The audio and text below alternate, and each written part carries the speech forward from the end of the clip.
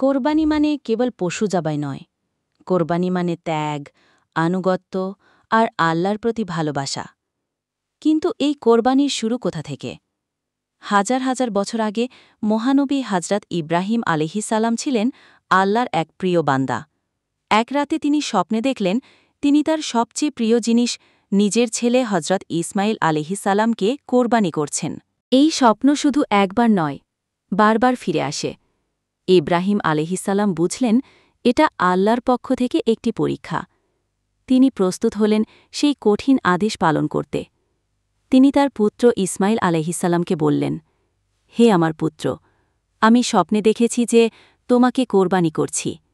তুমি কি মনে করো?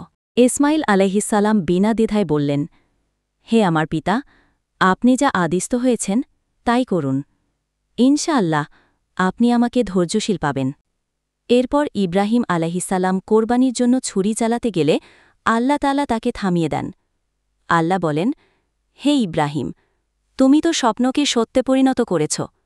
এভাবেই আমি সৎকর্মশীলদের প্রতিদান দিয়ে থাকি। আল্লাহ জান্নাত থেকে একটি বড় দুম্বা পাঠান, যেটিকে ইব্রাহিম আলাইহিসসালাম কোরবানি করেন ইসমাইল আলাইহিসসালামের পরিবর্তে।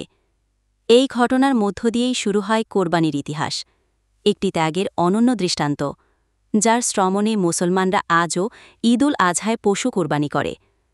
কোরবানির মূল শিক্ষা হল আল্লাহ সন্তুষ্টির জন্য নিজের সবচেয়ে প্রিয় জিনিস ত্যাগ করতে প্রস্তুত থাকা। এই হল কোরবানির আসল ইতিহাস। ত্যাগেই আছে ঈমানের সৌন্দর্য।